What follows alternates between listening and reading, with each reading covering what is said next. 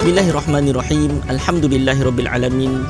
Segala puji kita panjatkan kepada Allah Subhanahu wa taala kerana telah mempertemukan lagi kita dengan bulan Ramadan pada tahun ini. Bulan Ramadan adalah bulan tarbiyah, bulan yang penuh keberkatan, bulan penuh keampunan. Hari ini kita akan membicarakan satu topik berkenaan dengan bekerja sebagai ibadah di bulan Ramadan. Ibadah kita sering salah fahami dengan hanya terhad kepada solat, puasa, membaca Al-Quran dan lain sebagainya.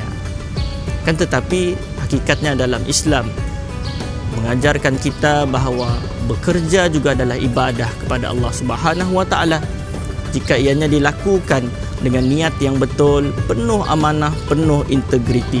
Kata Nabi sallallahu alaihi wasallam, "Innamal a'malu binniyat." Sesungguhnya setiap amalan itu tergantung kepada niatnya. Apabila seseorang yang bekerja untuk mencari rezeki yang halal, untuk menyara keluarganya, untuk menjalankan amanah dan tanggungjawab yang ada pada dirinya, maka ianya akan dinilai ibadah di sisi Allah Subhanahu wa taala. Kata Nabi sallallahu alaihi wasallam dalam hadis yang lain, tidaklah seseorang yang makan makanan yang lebih baik daripada dia makan hasil kerja tangannya diimpun.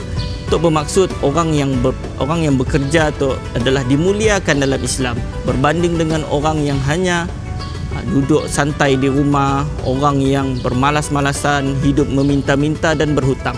Akan tetapi kenyataannya pada masyarakat kita, apabila masuk sejak bulan Ramadan, bulan puasa itu akan dijadikan kambing hitam ataupun alasan kita untuk bermalas-malasan ketika kita sedang bekerja, untuk bercanggah dengan apa yang dicontohkan oleh Nabi sallallahu alaihi wasallam dan para sahabat radhiyallahu anhum ajma'in.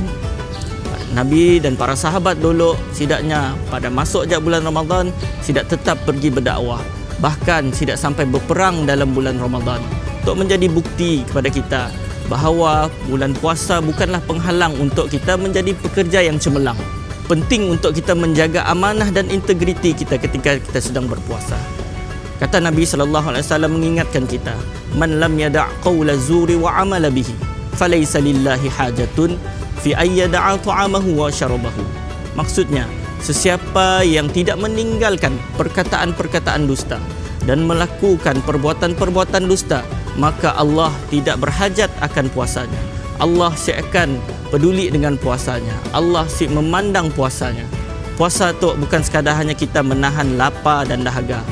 Puasa yang melatih kita untuk menjadi orang yang lebih amanah, orang yang menjaga kejujuran dan tanggungjawab, termasuk dalam urusan kerja kita. Untuk bermaksud kita perlu untuk tetap menempati masa kita, si culas dalam amanah, si menipu dan lain sebagainya. Dalam hadis yang lain, Nabi sallallahu alaihi wasallam mengingatkan kita juga, "Innallaha thayyibun la yaqbalu illa thayyiban." Allah yang maha baik dan Allah menerima melainkan yang baik-baik. Rezeki yang sedikit tetapi halal dan berkat, ia lebih menenangkan hati kita berbanding dengan rezeki yang banyak tetapi dicemari dengan pengkhianatan dan ketidakjujuran.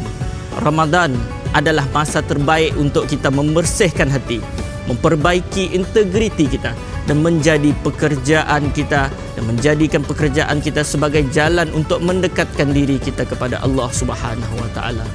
Tuan-tuan dan puan-puan, marilah kita menjadikan Ramadan pada tahun itu bulan yang bukan sekadar kita meneruskan ibadah-ibadah ritual semata-mata, tetapi menjadikan ianya bulan untuk peningkatan kualiti kerja kita, peningkatan amanah dan keikhlasan kita dalam kita bekerja.